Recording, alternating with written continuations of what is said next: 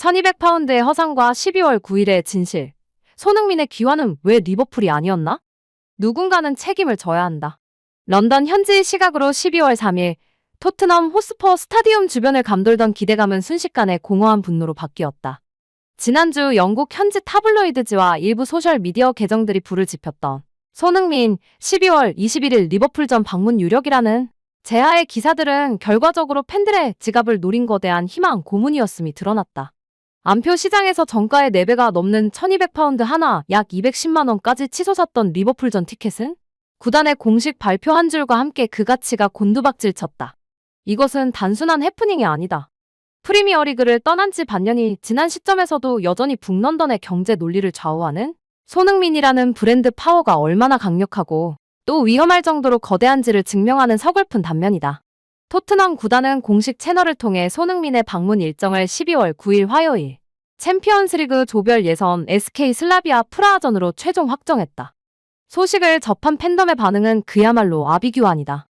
이미 리버풀전 항공권과 숙박, 그리고 거액의 티켓까지 구매한 한국과 영국의 팬들은 허탈함을 감추지 못하고 있으며 현지 팬 커뮤니티인 스퍼스웹과 트위터 X에서는 구단의 늦은 공지 타이밍을 성토하는 목소리가 빗발치고 있다. 왕의 귀환 The Return of the King을 목전에서 놓친 이들의 심정은 충분히 이해가 간다. 주말 황금 시간대에 펼쳐지는 리그 최대의 빅매치인 리버풀전과 평일 늦은 밤에 열리는 체코 클럽과의 경기는 그 무게감에서부터 현격한 차이가 느껴지는 것이 사실이기 때문이다. 그러나 감정을 배제하고 냉철한 저널리즘의 시각으로 이 사안을 들여다볼 필요가 있다. 과연 토트넘 보드진과 다니엘 레비 회장은 단순히 일정이 맞지 않아서 혹은 우연히 날짜가 겹쳐서 슬라비아 프라하전을 택했을까? 그렇지 않다. 리버풀전이 아닌 프라하전을 선택한 배경에는 우리가 미처 계산하지 못했던 치밀한 정치적 셈법과 손흥민이라는 레전드를 대우하는 구단의 고도화된 전략이 숨겨져 있다. 대중은 1200파운드의 티켓값에 분노하고 있지만 정작 우리는 그 이면에 깔린 토트넘과 UEFA 그리고 손흥민 본인이 합의한 무대의 성격에 주목해야 한다. 왜 하필이면 프리미어리그가 아닌 챔피언스리그 무대여야만 했는지 그 선택이 시사하는 바가 무엇인지를 파헤쳐보면 이번 일정 변경이 단순한 통보가 아닌 10년 역사를 마무리하는 가장 완벽한 퍼즐 조각임을 알게 된다. 많은 팬들이 리버풀과의 빅매치가 주는 중량감에 매료되어 간과하고 있는 사실이 하나 있다. 바로 리버풀전은 토트넘에게 있어 물러설 수 없는 전쟁터라는 점이다. 현재 프리미어리그 순위 경쟁이 살얼음판을 걷고 있는 상황에서 위르겐 클롭 혹은 슬롯의 후예들을 상대로 하는 경기는 90분 내내 피말리는 긴장감이 감돌 수밖에 없다. 최악의 시나리오를 가정해보자. 만약 이날 토트넘이 홈에서 무기력하게 대패한다면? 경기 종료 휘슬이 울린 후 패배의 분노에 찬 관중들 앞에서 손흥민이 환한 미소로 작별 인사를 건넬 수 있을까? 불가능하다. 승패의 결과가 레전드의 은퇴식 분위기를 침범할 리스크가 너무나 크다.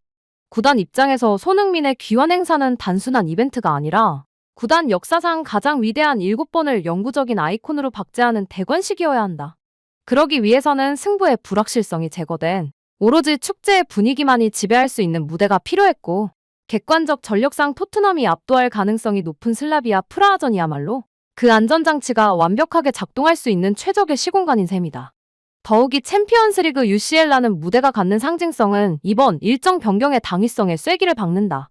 손흥민은 단순히 프리미어리그에서 골을 많이 넣은 아시아 공격수가 아니다. 그는 2019년 기적 같은 맨시티전 득점으로 구단을 역사상 첫 챔피언스리그 결승 무대에 올려놓았고 2025년 빌바오에서는 주장 완장을 차고 유로파리그 트로피를 들어 올린 유럽의 정복자다. 잉글랜드 내부의 리그 경기보다는 별들이 수놓아진 챔피언스리그 주제가가 울려 퍼지는 화요일 밤이야말로 그의 위상에 걸맞은 배경이다. 이는 토트넘 구단뿐만 아니라 아시아 최고의 스타를 자신들의 대회에서 조명하고 싶어하는 UEFA 측의 이해관계와도 절묘하게 맞아떨어진다.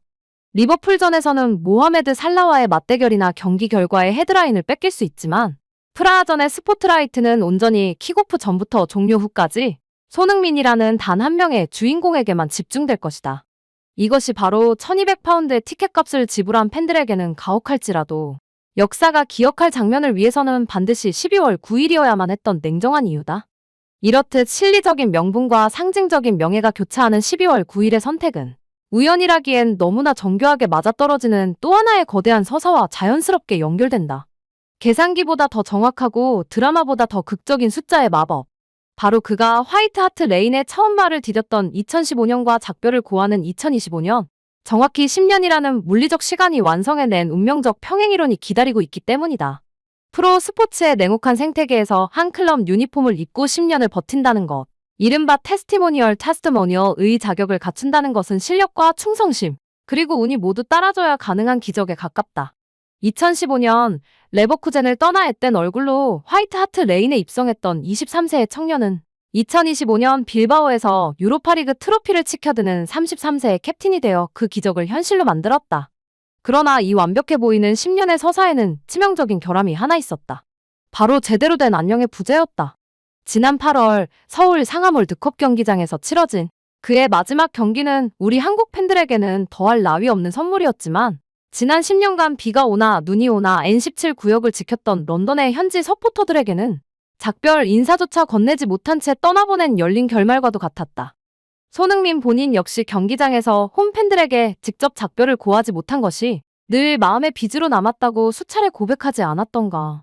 결국 이번 12월 9일의 방문은 그 미완의 챕터를 완성하고 마침표를 찍으러 오는 약속의 이행인 것이다. 이 방문이 단순한 일회성 이벤트가 아님을 증명하는 결정적인 물증은 런던 거리 한복판에서 발견된다.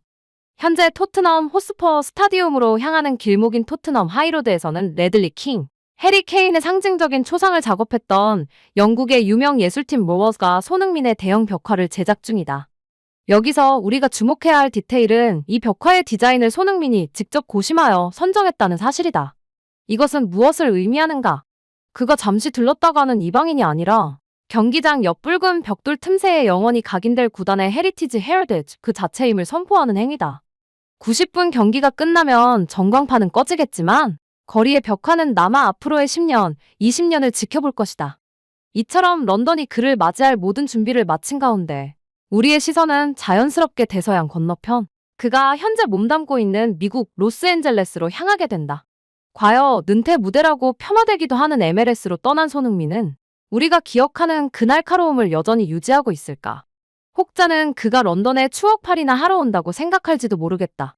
하지만 그가 미국에서 남긴 기록들을 확인하는 순간 그런 의구심은 경외심으로 바뀌게 될 것이다. 런던이 1200파운드의 안표 소동으로 시끄러운 싸이 정작 태평양 건너편의 당사자는 침묵 속에서 무력 시위를 벌이고 있었다. 대다수 유럽 축구 호사가들이 미국행 MLS 은곳 은퇴 수순이자 기량 하락의 증거라며 깎아내렸던 편견을 비웃기라도 하듯 손흥민은 LAFC 유니폼을 입은 지 불과 3개월 만에 그곳을 자신의 동무대로 만들어버렸다. 데이터는 거짓말을 하지 않는다. 지난 8월 이적 후 그가 기록한 10경기 9골이라는 스탯은 적응기라는 단어가 그에게는 사치였음을 증명한다. 비록 소속팀 LAFC는 밴쿠버 화이트캡스와의 플레이오프에서 아쉽게 패배하며 시즌을 마감했지만 그 경기들 속에서 손흥민이 보여준 퍼포먼스는 전성기 시절 프리미어리그 득점왕을 차지했을 때의 폭발력과 놀라울 정도로 닮아 있었다. 더욱 무서운 점은 질적인 데이터다. 스포츠 통계 업체 옵타업자의 분석에 따르면 손흥민의 박스 안 슈팅 대비 득점 전환율 컨버전 레이트는 여전히 MLS 최상위권을 마크하고 있다. 33세라는 나이가 무색하게 스프린트 속도는 여전히 수비수들의 뒷공간을 허물기에 충분했고 양발을 자유자재로 사용하는 특유의 손흥민 존 써니존 가마차기는 미국 대륙에서도 알고도 못 막는 필살기였다. 그는 단순히 유니폼을 팔러 간 마케팅 스타가 아니라 낯선 땅에서도 기어코 자신의 클래스를 증명해내고야 마는 지독한 승부사였다. 폼은 일시적이지만 클래스는 영원하다는 빌 샹클리의 격언이 지금 LA의 손흥민에게처럼 완벽하게 들어맞는 사례가 또 있을까?